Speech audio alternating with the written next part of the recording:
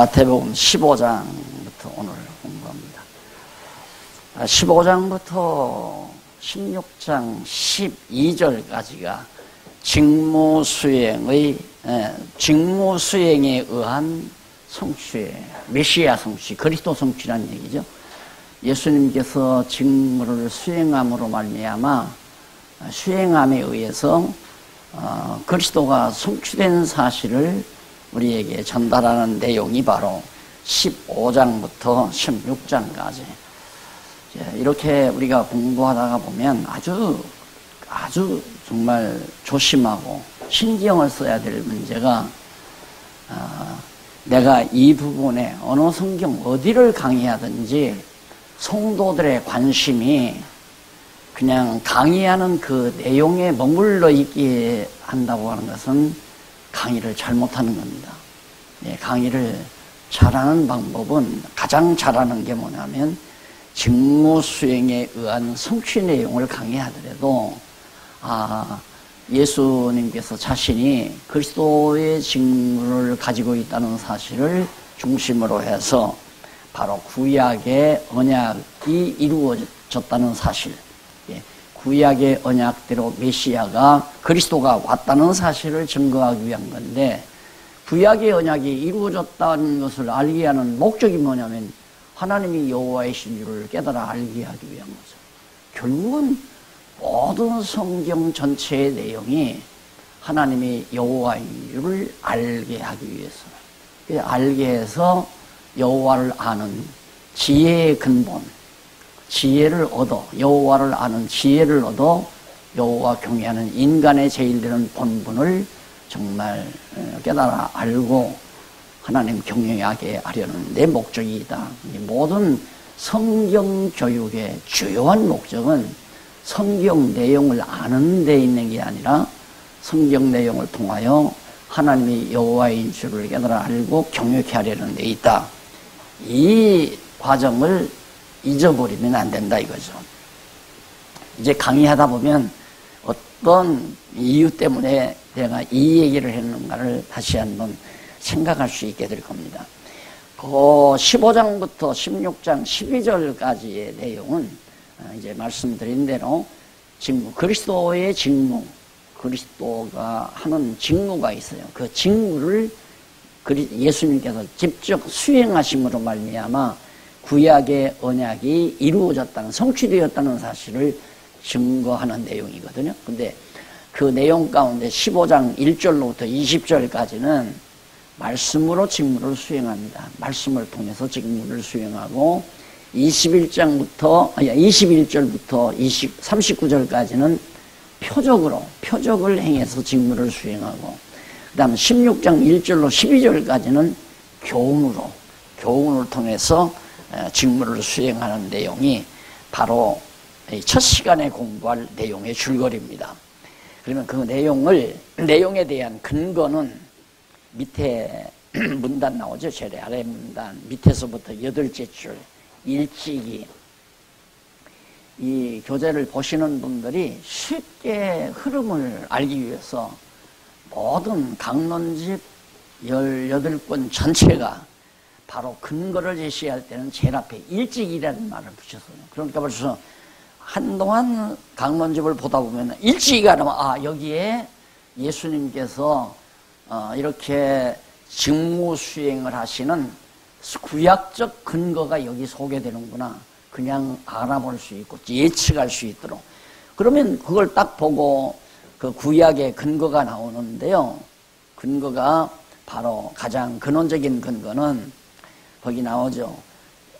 여호와 하나님께서는 모세와 같은 선지자 하나를 일으키신다는 언약대로 모세를 통해서 모세와 같은 선지자 하나 일으킨다고 했잖아요. 그가 바로 여호수아를 보내어 이스라엘 자손을 가르치도록 선미하셨다.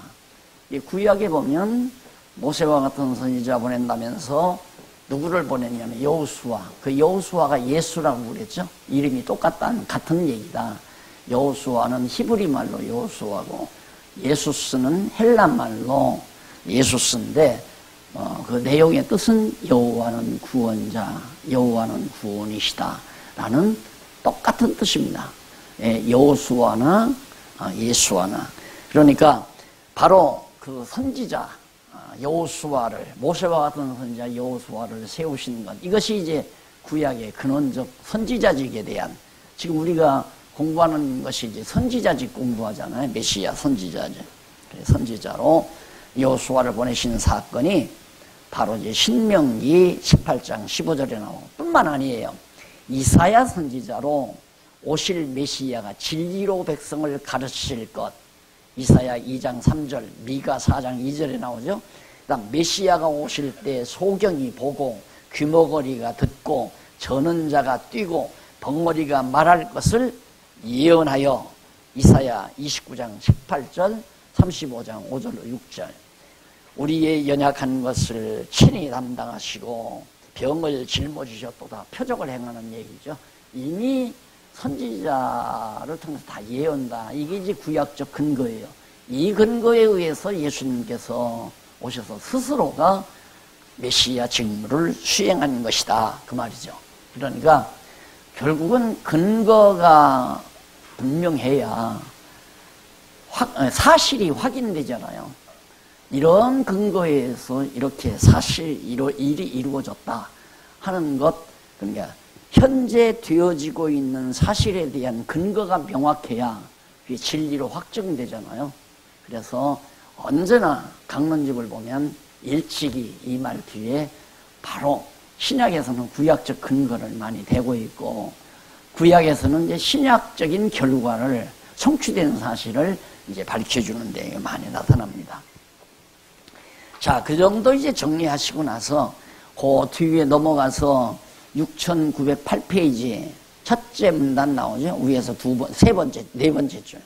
여호와 하나님께서 언약대로 성취해 주신 목적은, 왜 그렇게 구약에서 언약하신 대로, 모형적으로 언약하신 대로 신약에서 실제로 이루어 주셨는가? 그 목적은 영원하신 하나님이 언약대로 성취하시는 여호와이심을 계시하고, 하나님이 여호와이시다, 언약대로 이루신 여호와시다, 예수께서 언약대로 오신 그 그리스도이심을 계시하시려는데 있을 뿐만 아니라 일단은 계시예요. 알려주는 거죠. 이를 택한 백성으로 하여금 확실히 믿게 하여, 계시는 왜 했는가? 믿게 하려고, 믿게 하여 하나님 여호와이심을 깨달아 알고 그를 경외하며 섬기게 하시려는 데 있다.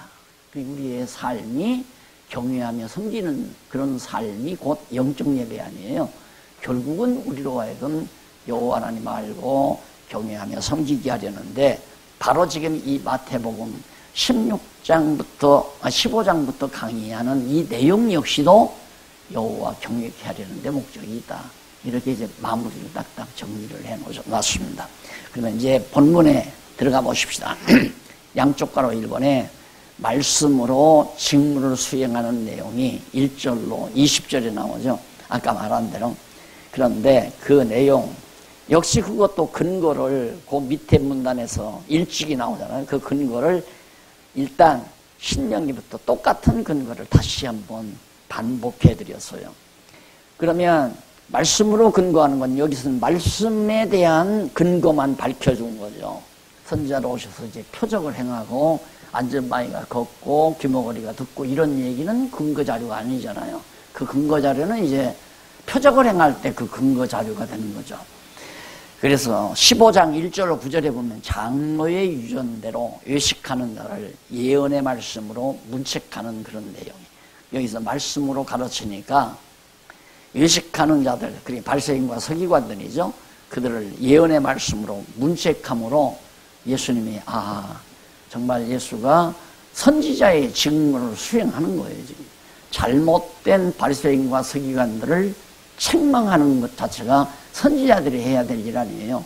그런데 그들을 책망하는 내용이 나오는데, 그때란 말은 앞으로 쑥 넘어가야죠. 쭉 넘어가야죠. 앞으로 넘어가 보면 14장 34절로 36절 6904페이지에 나오죠. 모든 병든 자가 나음으로는 표적으로 선지자의 직무를 가지고 있다는 걸 드러내죠.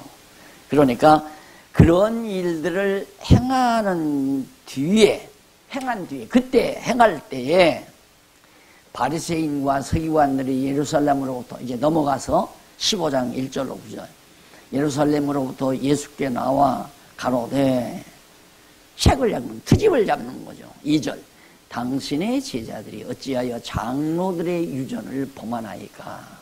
떡 먹을 때 손을 씻지 않고 먹습니다. 그 말이에요. 그게 이제 장로들의 유전이거든요.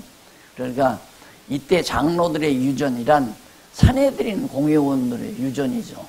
예수님 오시기 전 산헤드린 공회원들이 종교 권력이 대단했잖아요. 요즘에 이제 교황청이나 비슷한 거죠. 교황청. 근데 교황청은 전 세계적으로 아주 막강하지만 따지고 보면 한 국가에 뭐 소위 장로교는 그래도 뭐 민주주의에서 뭐 교인들이 의사를 받는다고 하지만 이 감리교 체제는 완전히 독재 체제네. 감독 체제. 그러니까 대단하죠. 그 감리교의 그 감독회라고 하는 건 권력이 대단합니다. 전에는 감독이 전국의 대한민국 모든 교회의 파송권, 목회자 파송권을 감독 혼자 쥐고 있었어요. 그러니까 막강하죠. 이제 그럴 정도로 이 산헤드린 예수님 오실 때 장로, 바리새인, 서기관들 이 사람들이 주축이 돼가지고 이제 하나의 공회를 만들었는데 그들이 이제 백성들을 통제하기 위해서 만든 게 참 많아요. 그래서 음식 먹을 때 손을 반드시 씻고 먹어라. 그건 상식적인 거죠. 병균 묻었으니까 그냥 생활인데 그런 걸 종교 의식으로 만든 거예요. 종교적인 의식으로.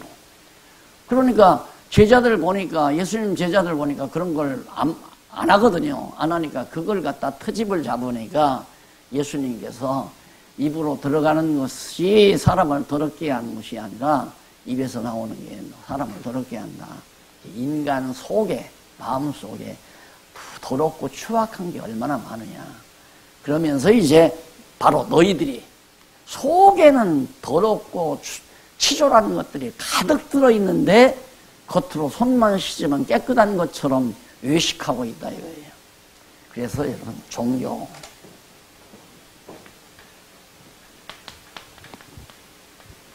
이 종교는 그런 의식이죠. 의식을 강조하다 보면 외식이 나와요. 의식을 만들어 하다 보면 외식이 나온다 그 말이에요. 그러니까 예를 들면 우리가 이제 거룩하게 살아야 된다, 거룩하게 살아야 된다면서 자꾸 우리 개신교도 이제 의식을 만들었잖아요. 종교개혁 이후에 개혁자들이 의식을 실성례라고 하는 의식을 미사에서 실성례가 아주 중요하지 않습니까? 다 빼면서 세례와 성찬만 남겨놨거든요. 그걸 끈으로 해서 온갖 의식이 만들어진 거예요. 우리 개신교도. 그래서 헌법에 예배 모법이라고 하는 구체적인 종교 의식을, 기독교 의식을 헌법에다가 만들어서 게재해 놓은 거죠. 그러다 보니까 이제 거룩하게 하나님 앞에 예배를 드려야 된다 그러니까 우리 목사님도 저도 그랬지만 딱 목사가 되면 성격책 딱 찌고 아주 단정이 있고 그래서 이렇게 딱 이러고 올라오잖아요. 그리고 여기다 이제 가운 하나 또 걸트리면 대단하게 거룩하게 보입니다. 이제 그런 것들이에요. 쉽게 말하면. 그걸 지금 예수님이 완전히 다 타파시키는 거 아니에요. 외식. 이 외식하는 자들아.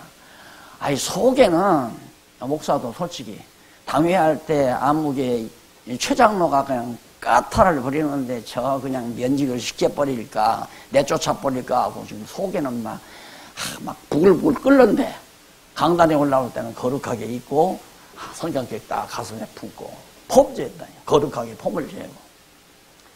사실 이게 거짓 종교에서 나오는 이방 종교는 전부 이거거든요. 이방 종교는 전부 의식이 있잖아요. 뭐 향을 입어서 향로에다 푸여고 다 이런 데를 딱 놓고 그 다음 술 따라서 제사 지낼 때도 이렇게 해서 놓고는 젓갈 집어서 똑똑똑똑 두드리고 별짓 다 하죠. 이게 종교를 의식화한다는 것은 벌써 부패의 타락의 길로 접어들게 만듭니다. 그래서 예수님이 오심으로 말미암아 모든 구약적 의식이 다 폐해져 버렸잖아요. 폐해졌는데 전통적으로 유전적으로 이제 산해드리는 공유를 통해서 유전적으로 내려온 그것을 가지고 예수님의 제자들을 책 잡으니까 예수님이 웃기지 말라 이 말이야. 너희들 뱃속에 더러운 것 가득하다 이거야. 손 씻었다고 해서 거룩해지느냐 깨끗해지느냐. 선지자답잖아요. 진짜 선지자답다 이 말입니다. 그래서 종교는 의식이나 형식이 전부 외식을 만들어내요. 근데 기독교는 진리예요, 진리. 의식이 아니에요, 진리. 말씀 중심. 그래서 말씀이죠. 그래, 이번에도 우리 성경 신학을 사랑하는 분들이 모인다고 그래서 이제 대전에서 좀 모였는데, 그때도 역시 뭐 내용은 같은 내용이죠. 우리 개신교의 핵심은 말씀이다. 말씀 중심. 루터가 개혁할 때 개혁의 제1원리가, 첫째 원리가 뭐냐면 말씀이다. 개혁의 3원리 가운데 근본 원리가 말씀 권위, 하나님 말씀 권위다. 이게 말씀이 있는 곳에는 그냥 교회예요. 말씀이 있는 곳에. 그러니까 오늘 우리가 이렇게 지금 이렇게 목사님들 같이 모였다 할지라도 여기서 여러분 우리 시차리가 모였는데 좀 어디 가서 어떻게 우리 단합을 위해서 언제 며칠 날 이런 거 결의하고 있으면 그건 교회가 아니에요. 그건 교회가 아니란 말입니다. 시차리원들이 모였으면 거기 하나님의 말씀이 있어야 그게 교회죠. 주일날도 교인이 30명이 모였든 100명이 모였든 1000명이 모였든 거기 하나님의 말씀이 있어야 성령이 교통할 거 아닙니까? 성령은 하나님의 말씀을 통해서 교통하니까 이게 하나님의 그 말씀이 있어야 교회다. 이것이 개혁자들의 기본 정신이었단 말입니다.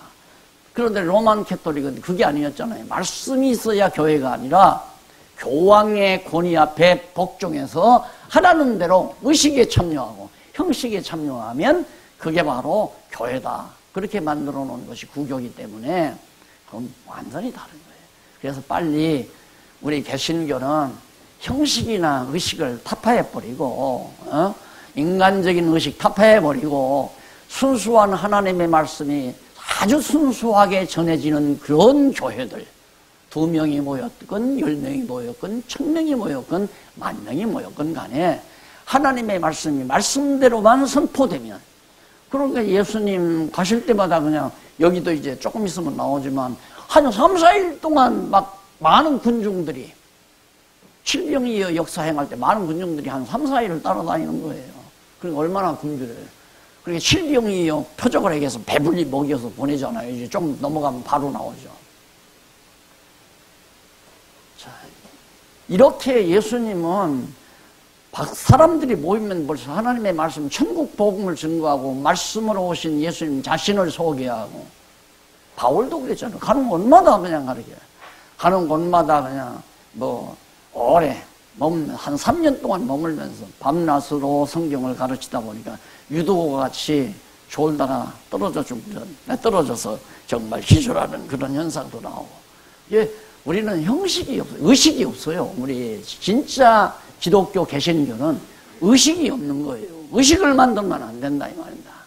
그냥 말씀만 바르게 전하고 가르치는 일. 그게 바로 교회다.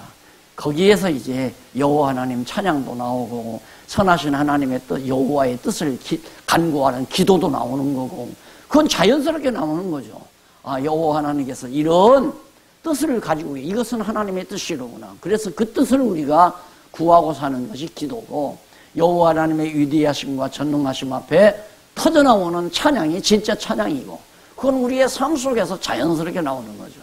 그러니까 우리가 오늘 또 목사님들 모이니까 찬송 두 장을 들어오는데 그 찬송 얼마나 좋은 찬송입니까?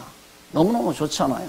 부르면 부를수록 감동이 오고 같이 감동할 수 있고 이런 거예요. 그게 기도와 찬송은 의식이 아니에요. 그냥 우리 생활이죠. 항상 기도하라, 쉬지 말고 기도하라. 항상 기뻐하라, 쉬지 말고 기도하라. 범사에 감사하라 나오잖아요. 그래서 이제 예수님께서 진짜 참 선지자로서 이제 바르게 가르치고, 그 다음 이어서 10절로 20절 보면 넘어가서 외식하는 자들의 오해를 제자들이 옳게 깨닫도록 가르쳐 줍니다. 외식하는 자들의 오해를. 그래서 거기 보면 10절, 무리를 불러 이르시되 듣고 깨달으라.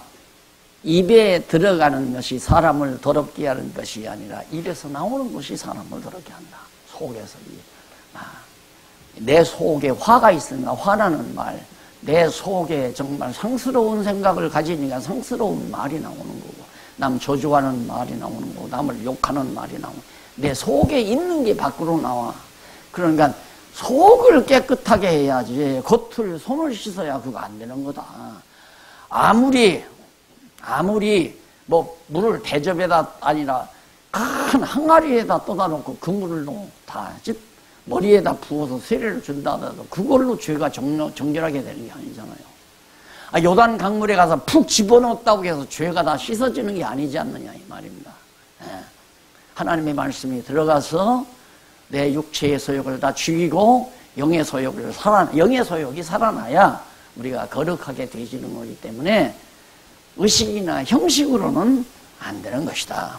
그래서 이게 이제 우리도 종교개혁이 500년 동안 흘러오면서 신앙의 선배들이 정말 제대로 정립해 놓지 못해서 500년 지나고 나니까 다시 옛날 로만 캐톨릭의 시대로 다시 회귀하는 그런 모습이 현대 개신교 안에 너무너무 많다는 얘기예요.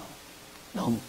그래서 이런 하나님의 말씀을 통하여 다시 순수한 기독교, 순수한 주님의 몸된 교회가 세워지는 일이 무엇보다도 시급하고 아름답다고 볼 수가 있죠. 그 다음 이제 넘어가면 두 번째가 표적으로 직무를 수행하죠. 예수님이 표적을 행해서 하는데 그 표적 가운데 귀신 들린 가나안 여자 딸을 고친 표적이 나타나요. 귀신 들린 가나안 여자가 하나. 이게 가나안 여자라면 그건 이방 여자 아니에요. 이방 사람이 가나안이니까, 가나안 사람이니까. 그러니까 처음에 여호수아가 가나안 땅 점령하고 들어갈 때 그때 이제 다 가나안 족속을 다 쫓아내지 못하기도 했지만은 그 다음에 이제 또 바벨론 포로 때 다 잡아갔잖아요. 다 잡아가서도 여전히 이방 민족들이 다시 사마리아에다가 다 옮겨다 놨단 말이다. 바벨론 제국이. 사마리아도 그랬지만 그러다 보니까 이방인들이 가나안 땅에 이제 갈릴리나 이런 지역에 많이 예수님이 행적을 행하시는 지역에 이방 여자들인데 그 가운데 이제 가나안 여자가 하나 딱 딸을 데리고 났다. 귀신 들린 딸을. 그게 오니까 예수님이 참 재밌죠. 오면 불쌍해서 빨리 고쳐줘야 되잖아요. 그러니까 예수님이 설명해. 나는 잃어버린 양에게 왔다.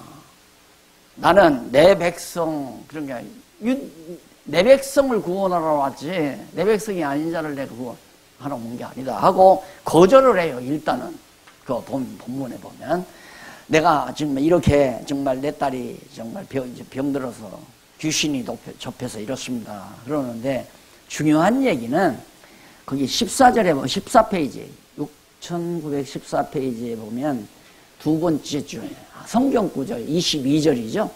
22절에 보면 가나안 여자 하나가 그 지경에서 나와서 소리질러 가로되 다윗의 자손이여. 이 놀라운 표현이에요. 다윗의 자손이여. 이 말은 아브라함과 다윗의 자손 그리스도요. 그 말과 같은 얘기예요. 당신은 내가 보아하니까 그리스도입니다. 왜? 가나안 여자지만은 많이 전에 들었을 거 아니에요.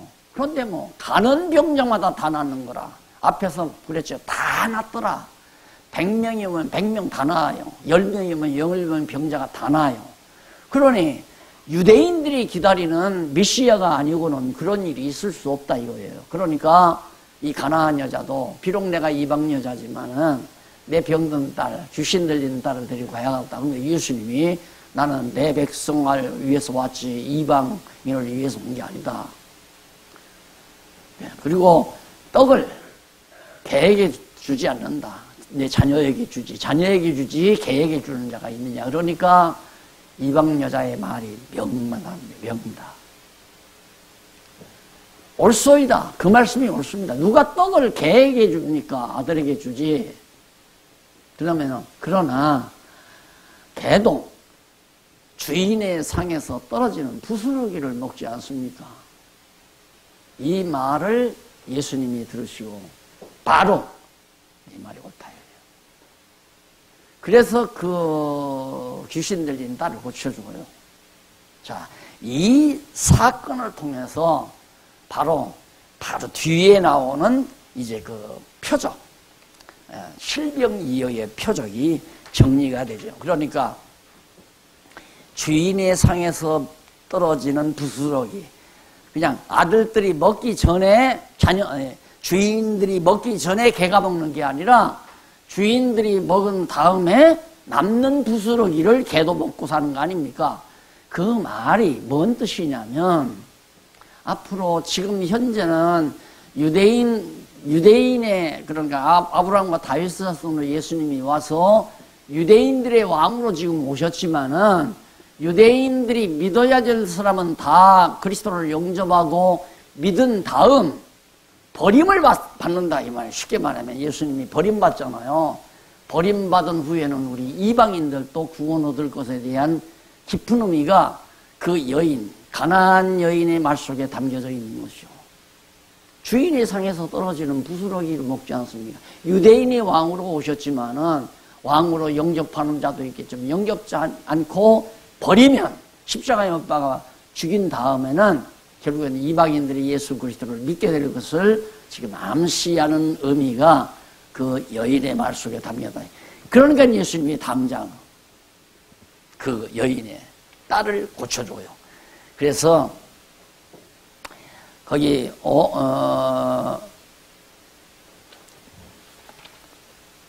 표적으로 직무를 수행할 때 이제 제가 하나 더 넘겼나요? 아니죠. 표적으로 직무를 수행하는 가운데서 이제 귀신 들린 여인의 딸을 고쳐주고 나서 29절로 31절 이쪽 15페이지 보니까 지체가 부자요한 자유스럽지 못한 모든 자들을 여기서 항상 다 모든 이 말을 항상 제가 거기서 빼지 않고 쓰는 이유는 이것이 표적이다 그 말이에요. 그러니까 그리스도께서 행하시는 표적은 절대 일부만 낳는 게 아니다. 그러나 은사는 일부만 즉석에 낳는 것이 아니라 점진적으로 낳는다. 은사와 표적은 다르다는 것을 여기서 이제 확인시키기 위해서 이걸 안 빼죠. 아주 중요한 용어니까. 모든, 다, 모두. 모든 자들을 고치는 표적으로 이제 당신이 그리스도라는 사실을, 메시아라는 사실을 가르쳐 줍니다. 근데 거기 보면 뭐 고쳐주네, 여럿을 데리고 와서, 그러니까 큰 무리가 절룩바리와 불구자와 소경과 벙어리와 기타 여럿을 데리고 와서 예수의 발 앞에 두매 고쳐주시니 벙어리가 말하고 불구자 건전하고 절룩바리가 걸으며 소경이 보는 것을 우리가 보고 기여겨 이스라엘의 하나님께 영광을 돌리더라 그래요. 오는 환자마다 모두 다 깨끗하게 한다. 그런데 갑자기 칠병이의 역사가 나오잖아요. 자, 그러니까 이런 병자들이 나으니까 이 소문을 듣고 얼마나 많은 사람들이 쫓는지 몰라요. 근데 이 칠병이에 보면 4,000명이 먹고 7광주리가 남는 역사죠. 그런데 여자와 아이는 빼고 4,000명이다 그 말이에요. 남자들만 4,000명이다. 그러면 보통 이런 일에는 아이들이 많이 따르잖아요. 또 여자들도 많이 따라오고. 그럼 이걸 다 가상해 볼 때 4,000명, 남자만 4,000명이면 10,000명도 넘을 거라는 추측이 나오잖아요. 이런 많은 무리들이 예수를 이렇게 따르니까 그 당시에 유대인들 그 지도자들이 산헤드린 공동원 장로들이나 바리새인 서기관들이 두렵지 않을 수가 없죠. 이거 나라가 뒤집어지지 않느냐. 그래서 흠을 잡아서 죽이려고 하는 생각을 그래서 하는 거예요. 막 따라다니니까. 근데 사흘 동안 쫓아다니던 사흘 동안. 그러니까 예수님이 배고파하는 그 무리들을 불쌍히 여겨서 이제 있는 거 가져라고 해서 칠병이의 표적을 행했어요. 이것도 표적이죠. 그래서 4,000명이 먹고 7광주리가 남았잖아요. 자, 이걸 가지고 갑자기 앞에서 뭐 많은 병자들을 고치고 뭐 또 그 앞에서는 뭐 장로들의 유전 얘기를 하다가 이렇게 오병이의 역사를 행하는 칠병이인가 이 표적을 행하는 일을 볼 때 이게 줄기가 안 잡히는 거예요. 논리적인 흐름이. 근데 우리는 잘 잡히잖아요. 그러니까 4,000명이 먹고 남은 부스러기가 7광줄이라면 앞에서 주인의 상에서 떨어지는 부스러기를 개가 먹습니다는 말과 연결시켜서 한번 생각을 해보세요. 정확하게 맞아떨어지잖아요. 주인은 유대인을 가리키는 거죠. 개는 이방인을 가리키는 거고, 부스러기는 복음, 유대인들이 먹고 갔다가 버림받을 그리스도에 대한 진리를 부스러기라고 말할 수 있죠. 왜? 버려지는 거니까. 버려서 개들에게 줄 거니까. 그래서 이방인들을 개로 취급하지만은 결국에는 이방인들도 예수 그리스도의 복음을 먹고 복음을 듣고 구원 얻게 될 것에 대한 모형을 하나의 그런 진리를 이 칠병이어의 표적을 통해서 잘 드러내주고 있는 것이다. 이렇게 해서 우리가 15장까지는 정리를 했습니다. 그 다음 세 번째로 양쪽 가로 세 번째 나오죠. 19페이지에 보면 교훈으로 직무를 수행합니다. 예수님께서 선지자의 직무를 가지고 있기 때문에 선지자의 직임을 가지고 있기 때문에 직무를 수행해야 되잖아요. 그러면 직무는 가르치는 일이란 말입니다. 교훈하는 일. 그래서 교훈으로 하는데 바리새인과 서기관들이 표적을 보이라는 요청을 합니다. 자, 소문 다 듣죠. 절름발이가 나섰다, 문둥이가 나섰다, 귀신이 나갔다, 눈먼 봉사가 떴다, 이런 등등 가는 환자마다 다 나는다는 소식을 다 듣고 바리새인과 사두개인들이 예수님 앞에 문고에 와가지고 나한테 좀 한번 보여달라. 확인을 해야 하니까. 귀로만 들어서는 안 되잖아요. 그러니까 직접 가서 이제 확인을 하는 거죠. 하늘에서 온 표적을 한번 행해봐라. 그러니까 악하고 음란한 세대가 표적을 구한다. 그러니까 너놈들은 악하고 음란한 놈들이다 이 말이에요. 쉽게 말하면. 그러니까 너들이 표적 구하는 거 아니냐. 내가 너들에게 표적이 있다면 요나 표적밖에는 없다.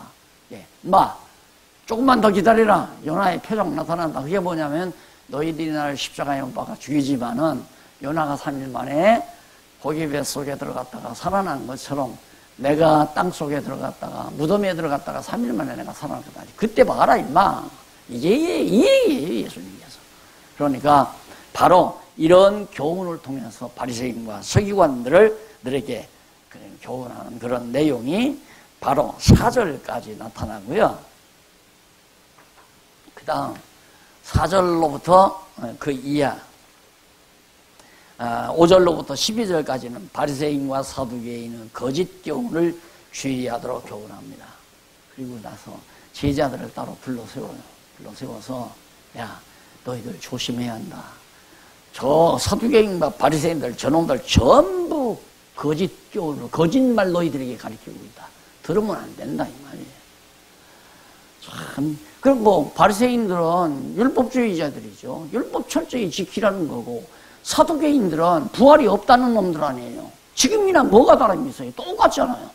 보수주의 교단이라는 교단은 율법 지켜야 된다고 안식일 지켜라 뭐해라 율법적으로 하라고 가르치고 있고 진보주의 놈들은 부활이 다 지나갔다고 다 그렇게 말하니까 바리새인 현대판 사두개인들이 우리 주변에도 지금 있다 이 말이에요.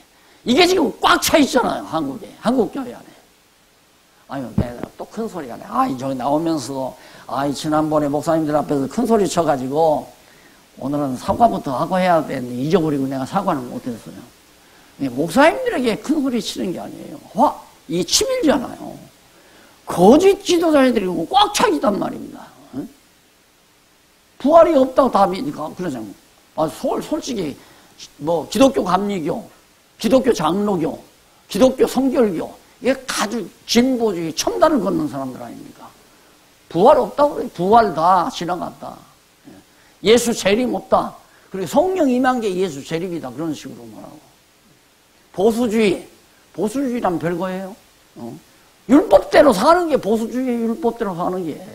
율법대로 의식 지키면서 철저하게 전통적인 의식에 매여서 그냥 율법 지키면서 율법대로 안식일도 지키고 율법대로 생활도 하고 그게 보수주의라고 생각하는 거죠.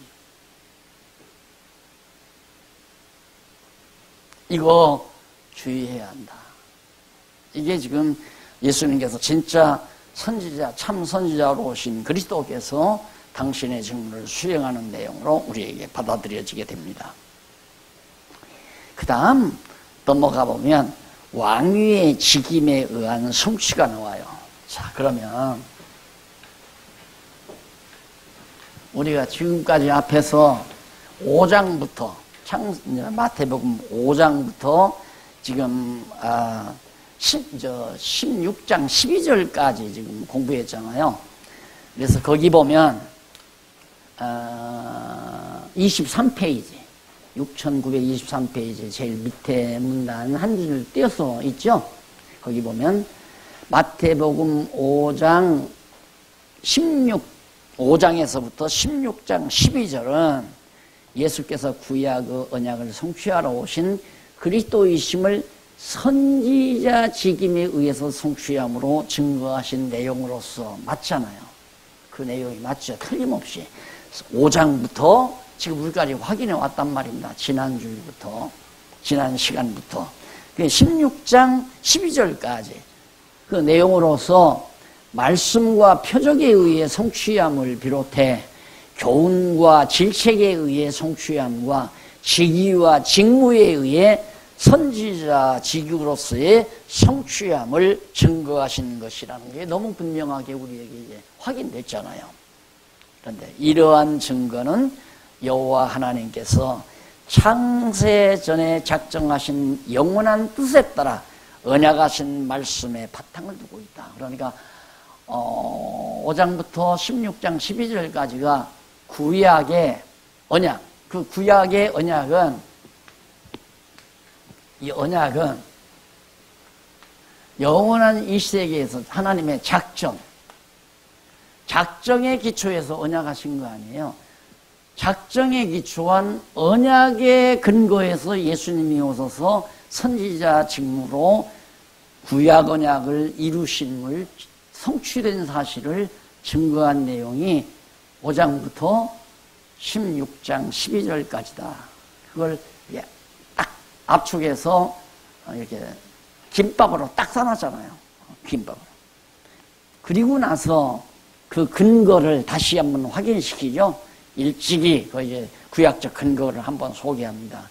그리고 나서 이제 그 밑에는 목적, 이렇게 하시는 그 목적이 그 다음 문단에 이상과 같이 여호와 하나님께서 언약을 성취해 주시는 목적, 왜 하나님은 그렇게 하시는가?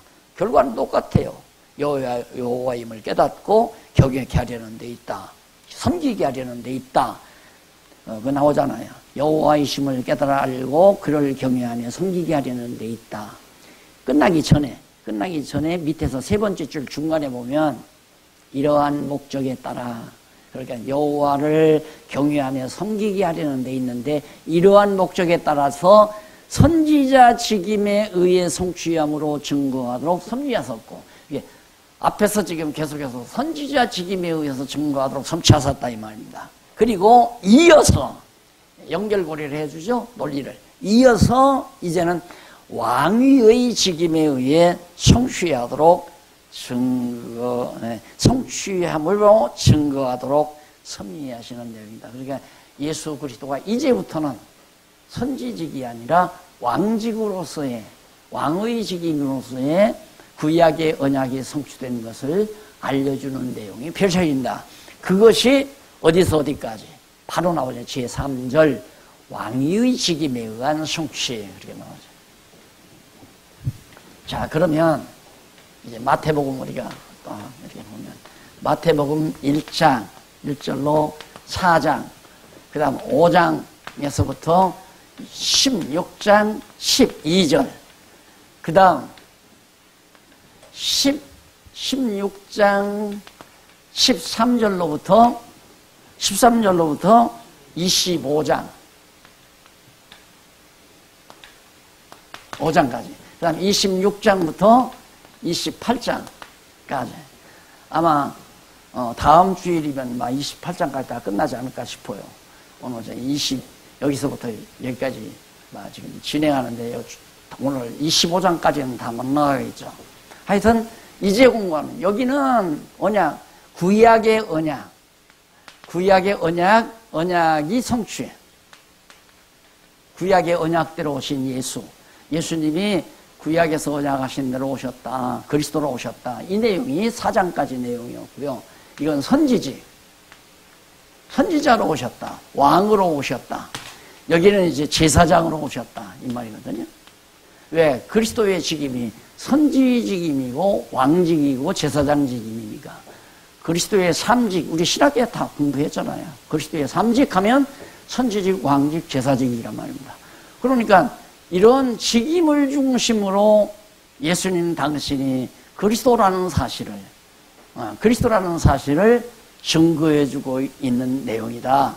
그것이 바로 이제 마태복음 전체인데 이게 끊어지면 안 돼요. 잘라지면 안 되잖아요. 이거 표시하기 위해서 이렇게 했지. 논리가 바로 이어지지 않느냐 이 말입니다.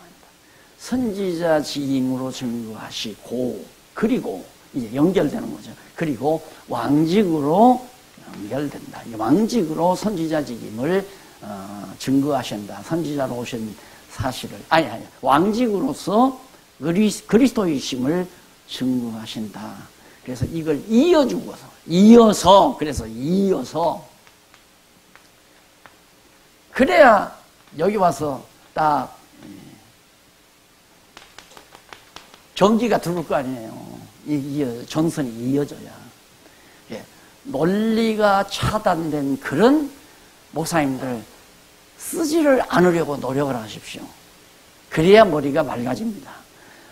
논리가 연결되지 아니한 단편 글을 토막토막 써버리게 되면 머리만 복잡해져요. 그러니까 글을 이제는 아직 목사님들 아직 젊으니까 글 썼어야죠. 입으로 가르치고 글로 쓰고 그렇게 해서 이제 후배들을 양성하는 일이 매우 중요한데 글을 쓸 때 논리가 끊어진 글은 쓰지를 마시라. 나는 이제 무엇인가 보면 막 다 잘라져 있잖아요. 방언이란 무엇인가, 표적이란 무엇인가, 설교란 무엇인가, 교회란 무엇인가 이게 다 막 토막토막 잘라졌잖아요. 그렇게 한 이유는 처음에 이렇게 가리키다가 보면 막 질문이 들어와요. 그럼 표적은 뭡니까? 아니면 방언 있습니까? 없습니까? 이런 막 질문을 들으면 그거에 일일이 대답하면 내가 진행을 못해요. 우선 응급처치로 이런 단편을 안 쓸 수가 없어서 그걸 쓰다 보니까 한 40여 개를 쓴 거예요. 근데 비록 40여 개가 되지만은 이 성경 강론 안에다가 이거 집어넣으면 전부 다 통하는 얘기들이에요. 성경 강론 집 안에다가 방언 얘기가 나오면 그거 끼워 집어넣으면 딱딱 다 통하는 내용이에요. 그래서 말도 그렇습니다. 생각도 그렇고. 그래서 이제 목사님들은 한평생 다 성경을 보고 연구하고 성도들을 가리키면서 사는 은사를 하나님께서 주셔서 어쨌든 교인 수가 많든 적든 목회를 하시는데 우리들이 생활 속에서 아주 중요하게 생각해야 될 것은 생각도 단편적인 생각은 차단하는 게 좋다. 생각 자체가. 그래서 생각을 이러니 이렇구나. 이렇기 때문에 이렇고 이래서 이런 것이라고 말하는구나. 그렇기 때문에 이래서 이렇고 이러니까 이렇다 하는 그런 사고를 습관처럼 해버려요. 습관처럼. 그래서 무슨 일이든지 어떤 사건 하나 봤을 때 그것이 몇 단계만 지나가면 여호와 하나님이 경외케 하기 위해서 나에게 이런 현실을 줬구나. 예를 들면 그런 일이 있어서는 안 되겠지만 목사님의 교회에 신천지가 들어왔어요. 신천지가 들어와서 정말 일꾼 중에 일꾼이고 교회에 정말 아름다운 봉사자로서 일전하는 권사님이나 장로님 한 분이 신천지에 넘어가 버렸다 이거예요. 그러면 그런 사건이 딱 벌어졌을 때 그거 사건만 딱 놓고 보면 막 정말 화가 나고 분이 터지고 막 열병이 터지고 그래서 자기 자신을 견주를 못하는 거죠. 그럼 그 사건 자체가 어디에까지 이르기까지 생각을 해야 하냐면 하나님께서 당신이 여호와인 줄 알게 하시려고 그랬구나.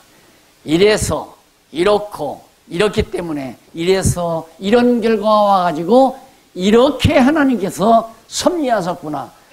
모든 일을 그렇게 생각하시라요. 모든 일을. 내가 너무 그 장로님을 의지하고 장로님에 대한 기대를 갖고 그럴 수도 있잖아요. 목회자가 나도 그랬으니까요. 아니 내가 처음에 개척을 하는데 어느 권사님이 와서 그때 돈 100만 원이면 큰 돈이에요. 건축년 모아보니까 교인들도 한 20-30명밖에 안 되는데 건축연보가 없는 거라. 그러니까 이 양반이 큰 교회에서 와가지고 덜렁 100만 원을 내서 건축연보를 하더라고요. 그동안 조금 있으니까 사장 일 하시는 남편까지 돌아왔어요. 항상 저분들이 이제는 장안중앙교회 예배당 지키구나 이렇게 기대를 가졌어요. 여기서 내가 솔직한 고백이지만 부도가 나버렸잖아요. 당장 내 마음에 오는 거야. 나 때문에 저 장로님 부도 나셨구나. 이 생각을 솔직히 했어요. 내가 너무 의존하니까. 저분들이 이제 예배당 지어놓을 거라고 의존했기 때문에 하나님께서 부도 내버렸다. 이렇게 내가. 그게 그 말은 뭡니까? 나만 의지해라. 내가 여호와다 임마. 모든 일 다 영원전 다 작정해 놓고 박 목사 너 언제 어떻게 해서 어떻게 일하다가 내 곁에 와라. 다 예비해 놓고 그거 다 내가 그렇게 가르쳐 놓는데도 현실 앞에 그런 일이 독침만 말려든다니까요. 그래서 이게 진짜 노하우인데 진짜 어떤 일이든지 몇 단계만 지나서 설명을 하면 여호와 경외하고 섬기게 하려고 여호와만 만자 하나 더 넣으면 좋아요. 오직 여호와만. 앞에도 오직자 붙이고 그 다음 만자 붙이고 여기에 여호와 오직 여호와만 섬기고 경외케 하려고. 맞잖아요. 그래야 머리가 아주 깨끗하고 단순합니다. 될 것 같아서 일을 추진했는데 안 돼. 안 되면 열통 터지고 막 화가 나고 이건 막 실망이 오고 좌절이 오고 그럴 필요 없잖아요. 여기까지 올 때까지 단계를 생각해서 이 선을 연결해서 생각을 우선 생각부터 그렇게 하셔라. 그래야 바로 정말 성경학자라고 말할 수 있고 성경신학자라고 생각할 수 있습니다. 잠깐 차 한잔 드시고 제 3절부터